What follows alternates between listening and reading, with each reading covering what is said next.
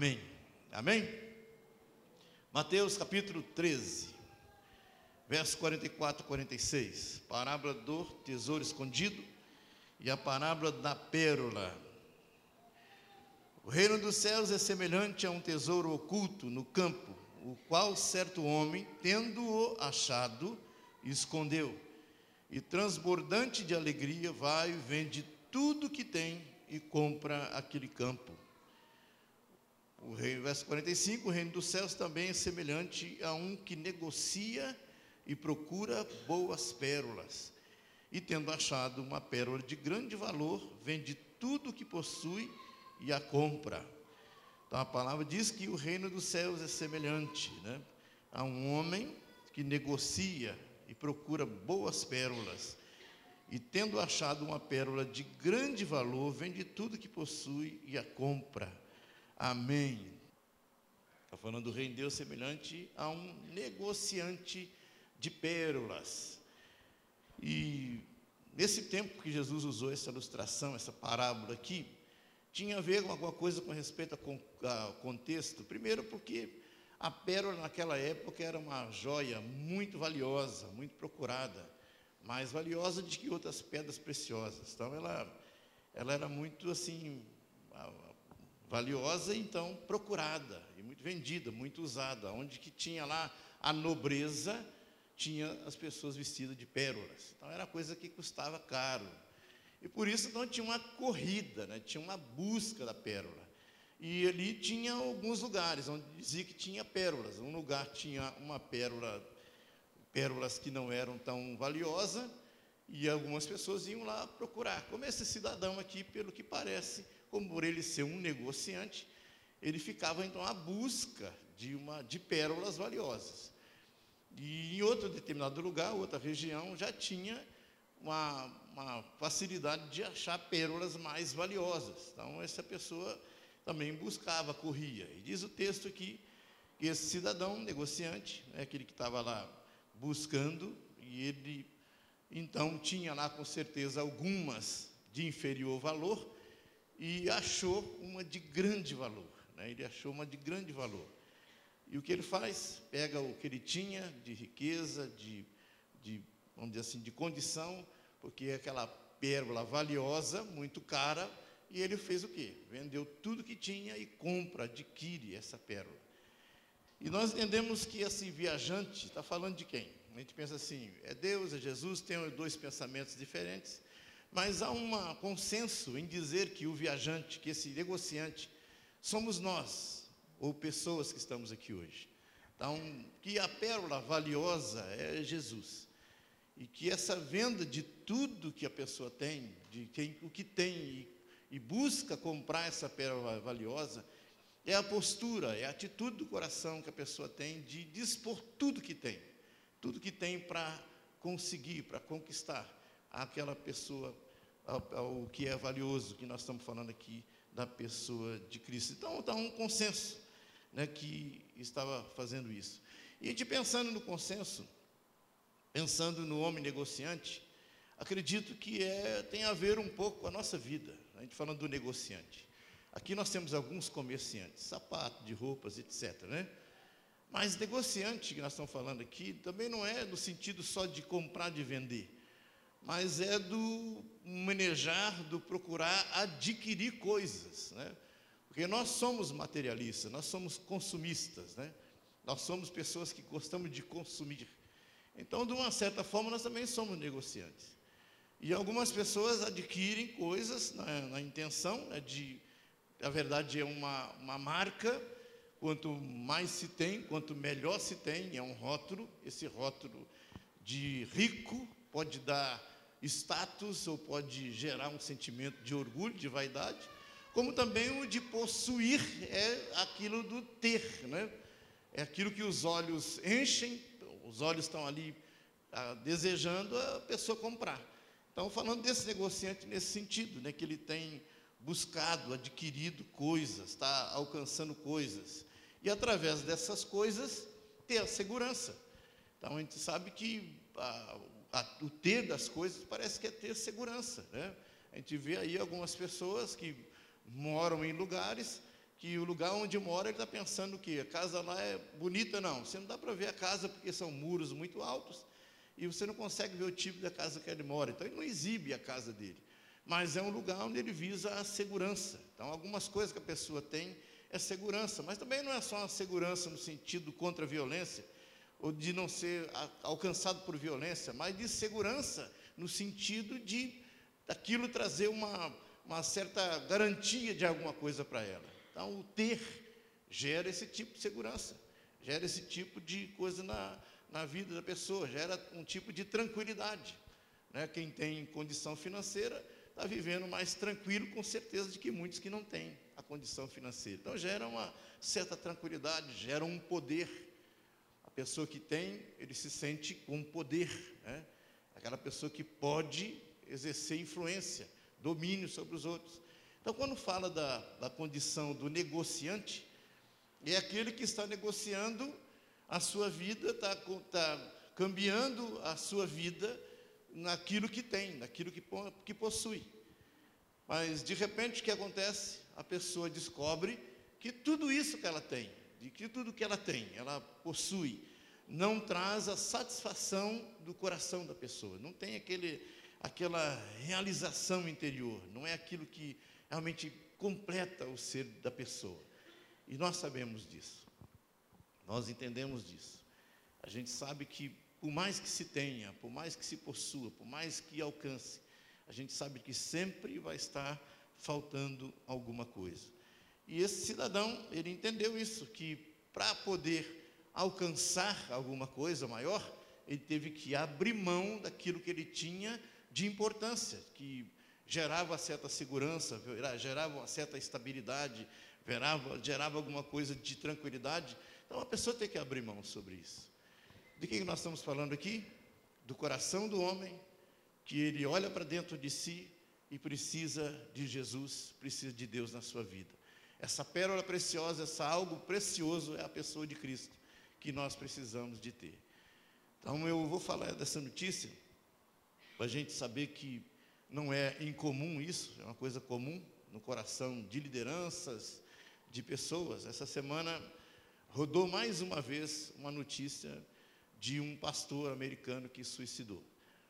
E a foto dele, né, na família dele, na internet, uma família bonita, 3 filhos, a esposa bonita, ele um rapaz de boa aparência, jovem. Ele mostrou a igreja dele, uma igreja enorme, e o homem entra na ansiedade na vida e se permite ou deixa com que a ansiedade o domine e acaba entrando em depressão. Da depressão ele chega ao ponto de achar que tirar da sua própria vida é a solução do seu problema. Isso, o que mostra isso? Nós estamos falando de pessoas que estão na frente da igreja, que está falando da esperança, da convicção, da segurança, de que o Evangelho pode produzir, mas ele não tem. Ele não tinha isso no seu coração. Ele tinha alguma coisa que o estava roubando, e ele precisava de alguma forma ter um contato, um encontro com Jesus, que pudesse libertá-lo daquela situação ali.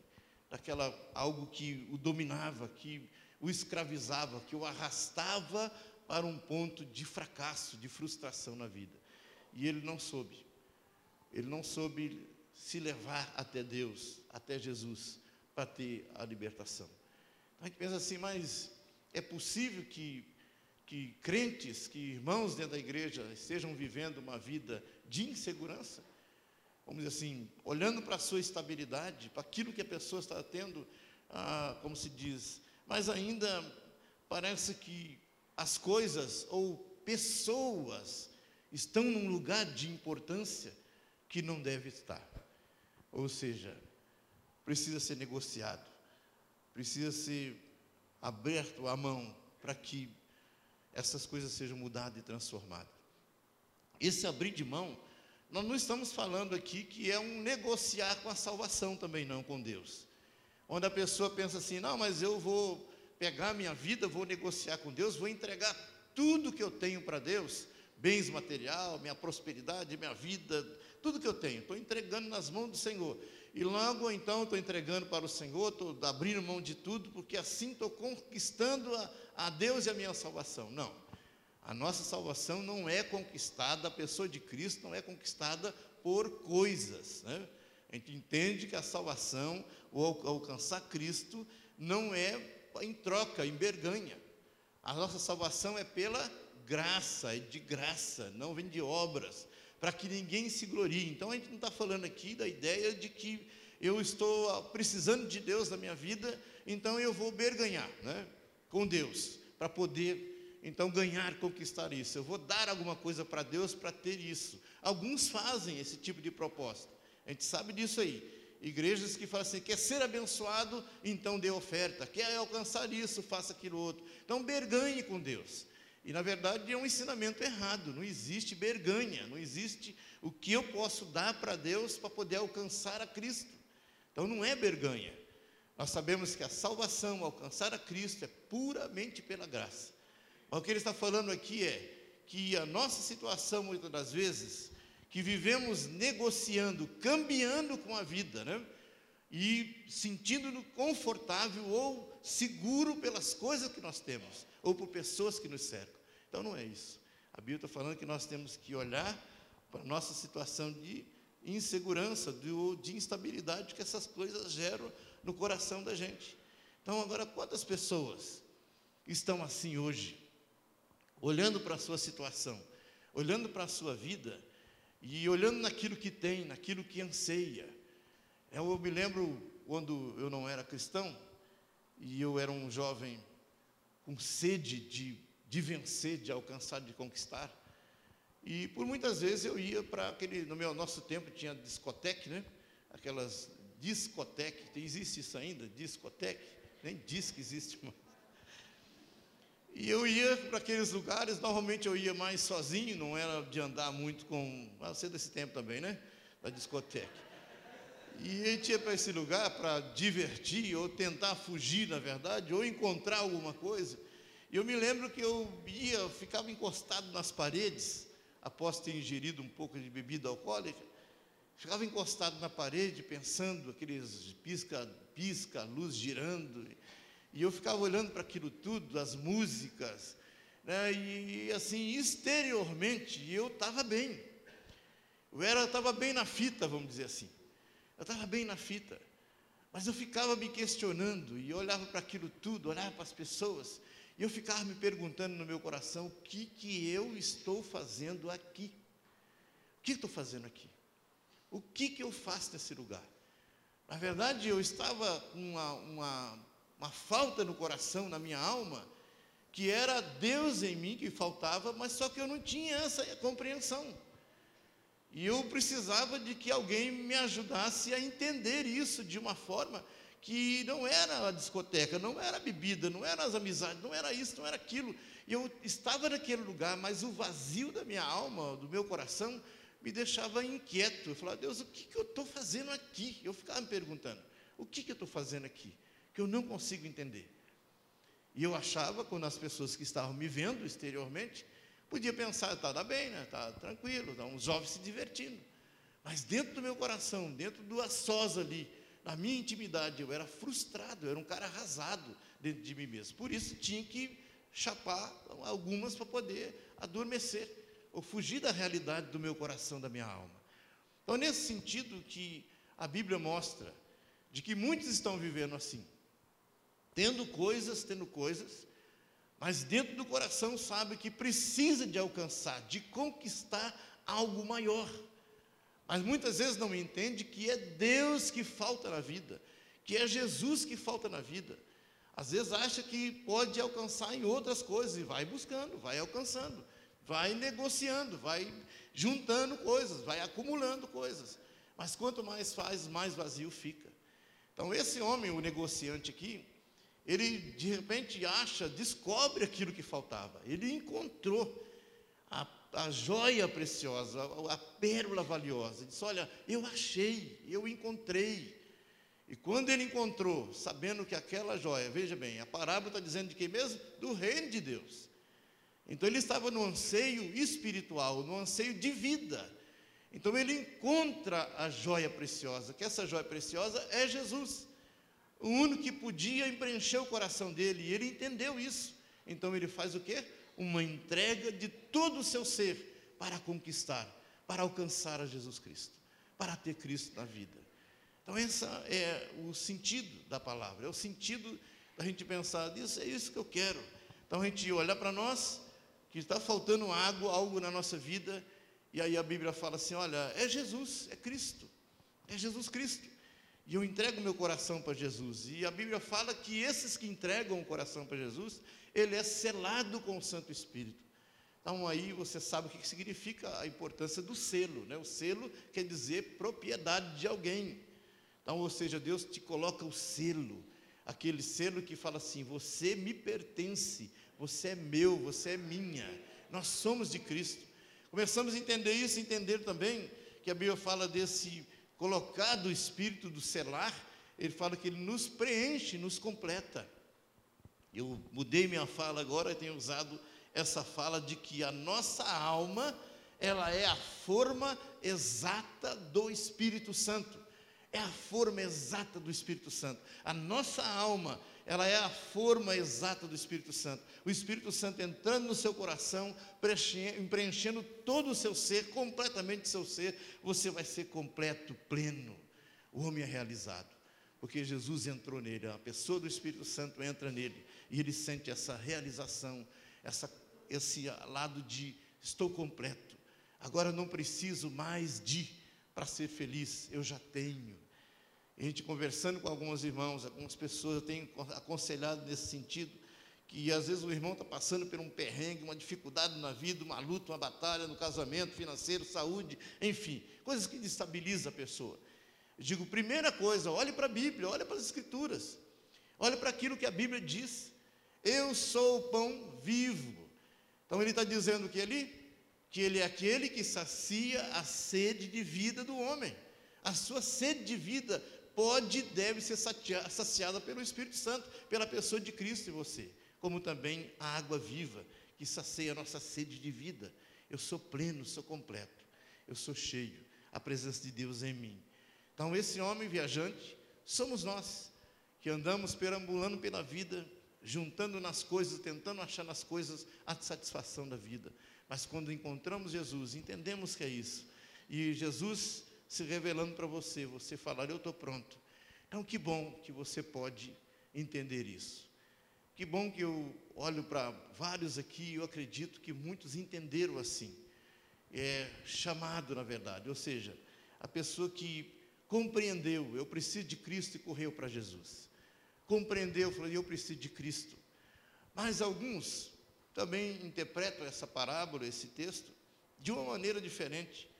Como diz, no sentido contrário, que eu também acho que é verdadeiro, né? Que com certeza também, para mim, o primeiro, que aí o pastor Emerson já leu o texto, está lá em Filipenses, abra lá que a gente vai ler mais uma vez, Filipenses capítulo 2, a gente vai ler esse texto, está lá Filipenses capítulo 2, coloca na tela para nós, por favor, o pessoal lê também, Filipenses capítulo 2, o que diz lá? Verso 5. Eu vou achar aqui, minha Bíblia está agarrada.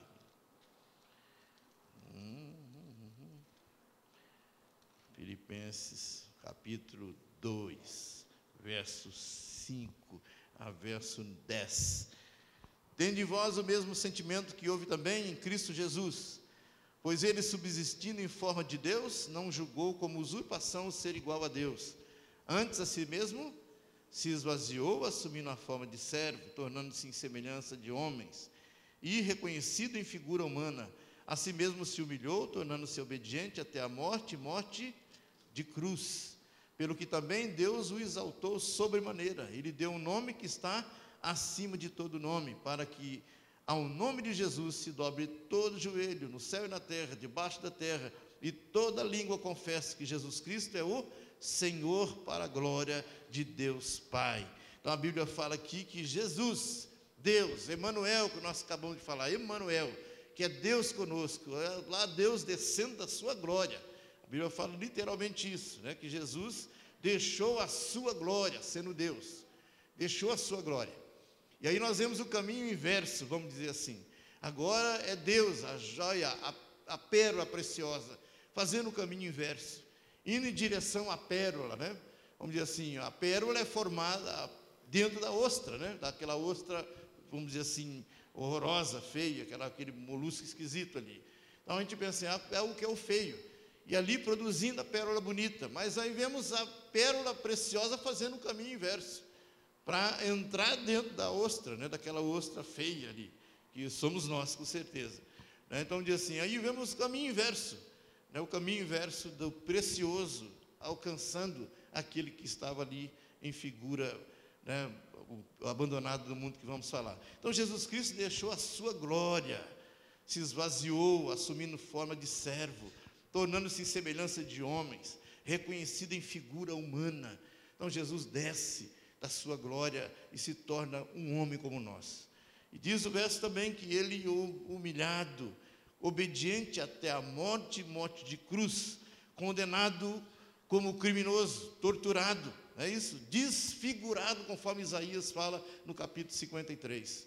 Então, Jesus na sua glória, a pérola preciosa, agora desce a um nível de ser semelhante aos homens, ser homem, carne e osso, sentimento igual a nós.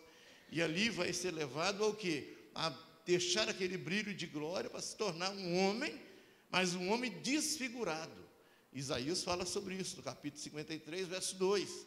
Ele foi espancado a ponto das pessoas olharem para ele e não ver beleza nenhuma. Aí alguns falam assim que Jesus a fisionomia dele era de um homem da sua feia. Não é isso não. A beleza dele no sentido da consequência da agressão, da tortura que ele recebeu. Então ele ficou deformado, ele ficou totalmente deformado pelas pancadas, pelos murros, pelas pancadas que ele recebeu, ele foi sendo deformado, foi deformado. Isso por causa de quê? Por causa de nós, por causa da minha vida, da sua vida. E aí eu fico pensando com respeito a essa situação, onde a Bíblia fala dessa pérola preciosa sendo acessível, sendo alcançável. Ou seja, antes vemos alguém vendendo, procurando uma pérola preciosa. Agora nós vemos essa pérola preciosa se tornando acessível. Aonde o homem não tinha, o homem não podia alcançar, agora ele pode alcançar. E a gente entendendo que nós podemos alcançar a Deus, vendo a expressão do amor de Deus, como dizer assim, para o homem, dizendo assim, olha, eu não quero que apenas alguns, mas eu quero que todos cheguem ao conhecimento da verdade, todos sejam salvos e cheguem ao conhecimento da verdade, todos. Essa pérola se tornando acessível a todos os homens. A gente pensando no negociante, naquele com sede procura, mas aqueles, a Bíblia fala, não é só esse homem, essa pessoa com uma certa sede de Deus, mas é pensar que todos os homens. A gente sabe que existe uma batalha com respeito contra a fé. E no que diz respeito às pessoas a alcançar a Deus, a ser alcançado por Deus. É como se, alguns até pregam isso, que Deus tem alguns que é para salvação e outros que é para perdição. Que Ele tem uns que é eleito para ser salvo, outros que é eleito para ser perdido. E algumas pessoas acham que parece que é isso mesmo, parece que para uns é difícil, quase impossível, mas a verdade não é isso. A Bíblia fala que todos os homens da face da terra, todos, podem chegar ao conhecimento da verdade. Então, todos estão ao alcance da pessoa de Deus. Então, quando nós olhamos esse momento em que representa aqui a cruz, a crucificação de Cristo, mostra que todos podem se achegar a Ele, todos podem se achegar a Ele. A pérola preciosa agora à procura de uma ostra, né? À procura de alguém com que Ele possa habitar dentro dele, morar, fazer nele morada. O Espírito Santo fazendo morada em nós, habitação em nós.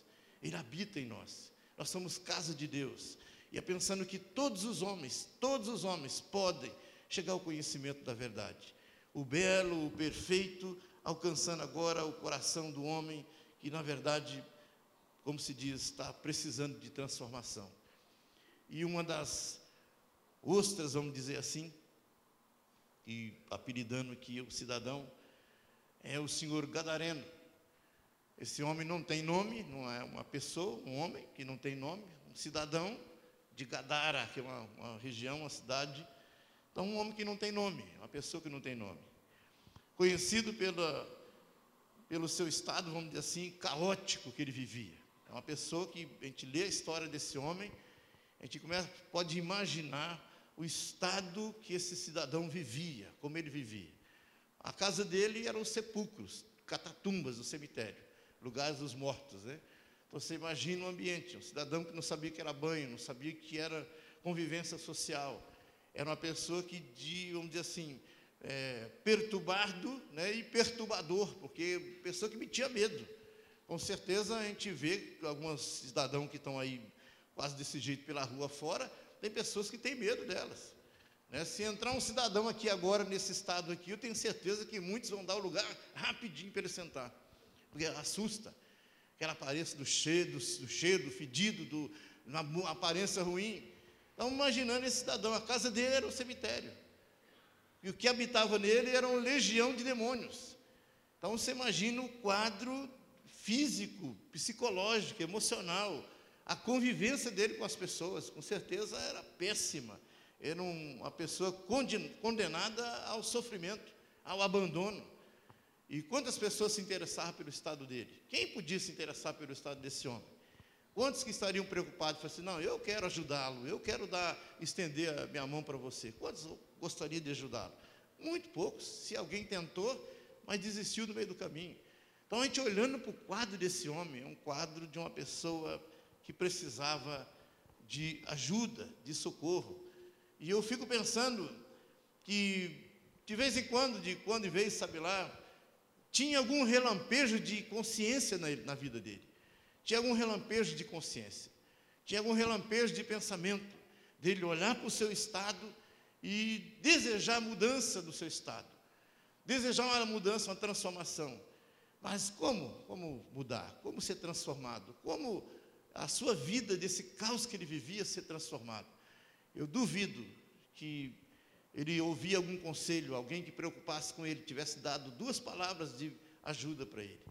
Porque a situação dele era puramente espiritual. Não era só uma questão psicológica para um psicólogo, um psiquiatra, um Freud da vida ajudá-lo. Era uma questão espiritual, era uma questão de escravidão total. Então, o homem estava ali dominado completamente. Mas eu imagino que, nos relampejos de consciência, ele olhando para o estado dele, ele desejava mudança. Ele desejava mudança. Mas ele não imaginava que Deus o amava. Eu acredito, fico pensando assim, será que ele tinha pensamento, Deus me ama, Deus está querendo o melhor para mim? Será que ele imaginava isso? Ele não imaginava. Mas uma coisa era certa, ele não sabia, né, antes disso, que nós estamos lendo e falando aqui, mas Deus, Emanuel, já estava habitando com os homens na terra, já estava, como se diz assim, interessado por ele, porque a gente olha a história, gente, não teve nenhum sentido, uma razão pela qual Jesus viajasse em direção a Gadara. Pega o barco, junta com seus discípulos, atravessa aquele mar, enfrenta a tempestade, sacudindo para todo lado, e ele atravessa para o outro lado, chega na terra dos Gadarenos, os demônios que estavam naquele rapaz, o arrasta até os pés de Jesus. O arrasta até o pé de Jesus. E ali Jesus, então, ministra sobre a vida dele a libertação. Coloca-o em são juízo. E aí ele fica impressionado pela transformação os espíritos malignos saíram, ele é liberto, cai em plena consciência novamente, agora ele se vê na libertação, seu juízo perfeito. Ele olha para Jesus, o seu Senhor e Salvador, e ele fala, eu quero te seguir. Ele falou, não, você não vai me seguir, volta para os seus, vai para a sua casa, vai para a casa dos seus parentes, compartilha com eles o milagre que aconteceu na sua vida. Aquele homem que não sabia que podia haver uma possibilidade de uma transformação, que Deus o conhecia, que Deus o via, que Deus sabia que ele estava em algum lugar. O Espírito Santo leva Jesus especificamente para se encontrar com ele. Porque assim que ele é liberto, Jesus volta para o barco e volta novamente para a sua terra. Ele não fez mais nada. A Bíblia não conta outra história, outra passagem de que Jesus fez outra coisa. Ele foi exclusivamente para alcançar aquele homem. Isso mostrando a preocupação agora. Vemos o homem procurando Deus, procurando no seu desejo de anseio de vida, procurando ser saciado na sua questão de existência, na pessoa de Cristo. E aí entendendo que se eu encontro, como você está aqui hoje à noite, ao alcance da minha voz, dos seus pensamentos que você está trabalhando aí na sua mente, na mensagem que você está ouvindo, e sabendo que hoje você pode encontrar com Cristo, hoje você pode receber a Cristo na sua vida, e saiba que de todos os momentos da sua vida, do tempo que você tem tido, do momento hoje da sua vida, saiba que Jesus também veio e está em sua direção ao seu encontro. E a história desse homem é isso. A gente fala assim, mas será que eu tenho importância? Será que eu tenho algum valor, essa ostra horrorosa que eu sou? Essa ostra tem alguma utilidade? Aí quando a Bíblia fala que Deus olha para nós, na verdade não é o valor como o mundo dá, mas é o valor da nossa alma. Porque Deus amou a você, a sua alma, de tal maneira, que Ele veio a esse mundo para morrer na cruz do Calvário, pela sua vida. Deus me amou de tal maneira, a minha alma, Ele amou a minha alma de tal maneira, que Ele veio nesse mundo para morrer na cruz por mim, pela minha vida. Eu que estava condenado à eternidade. Ele veio a esse mundo para morrer pela minha vida. Ele foi dado, Ele entregou ali, chegou à posição de falar assim, olha, eu vou ser obediente ao propósito de te alcançar. E Ele morreu em morte de cruz. E eu olho para mim e falo, Deus, muito obrigado. Porque uma pessoa que estava perdida no salão de baile, nas ruas de São Paulo, titubeando, como se diz, zanzando pela vida, sem rumo, sem destino, sem endereço, mas eu não sabia que eu era amado por uma pessoa, que eu era importante para uma pessoa, e essa pessoa me caçava, me procurava, queria me alcançar. Era Jesus, era o Espírito Santo querendo entrar na minha vida. E eu entendi isso, eu compreendi isso. Eu acredito também que alguns entenderam isso, nós que estamos aqui hoje à noite, entendemos isso, que a gente olhava para a nossa vida, olhando o nosso tempo de perdido, sem rumo, sem endereço, sem nada na vida, nós pensávamos que éramos alguém, quem sabe, como se diz, perdido, como eu imaginava aí, sem valor nenhum, sem sentido na minha vida. Não tinha sentido a minha vida, mas tinha alguém que me caçava, tinha alguém que me procurava, tem alguém que ele não só enfrentou tempestades, mas ele enfrentou tempestades espirituais para chegar até a minha vida, e as venceu, derrotou cada uma delas. A gente entendendo que eu sou esse objeto desse amor, e você é o objeto desse amor, você é o objeto. Então quando a gente pensa nesse momento que nós temos aqui agora, de Santa Ceia, que o tempo já acabou, então a gente pensa assim que chegamos nesse momento, para nós que somos alcançados, é tempo de celebração, é tempo de celebração, de levantar nossas vozes em adoração, em gratidão, e falar, Deus, muito obrigado pela sua morte na cruz do Calvário, pela maneira de como o Senhor me resgatou, como o Senhor transforma a minha vida, como o Senhor me coloca de pé, de cabeça erguida. Eu entendo que isso não é só religião, é ter a salvação em Cristo. A salvação, hoje você pode ser salvo, hoje você pode ser salvo, hoje você pode ser salvo, que a Bíblia fala que nós podemos ter essa salvação. E diz a Bíblia também, que não só ser salvo, hoje você pode ser salvo, mas ter a garantia da vida eterna. Não é isso? Ser salvo hoje, eu posso ser salvo hoje, mas ter a garantia da vida eterna. O que é a vida eterna? É o futuro.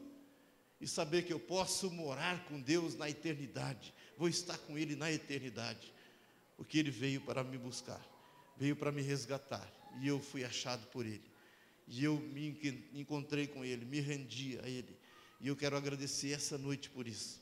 Quero dizer, Senhor, muito obrigado mesmo por esse tempo que nós estamos aqui na ceia como igreja, como irmãos em comunhão, e dizer, Senhor, nós estamos aqui para celebrar a nossa alegria no Senhor. Amém?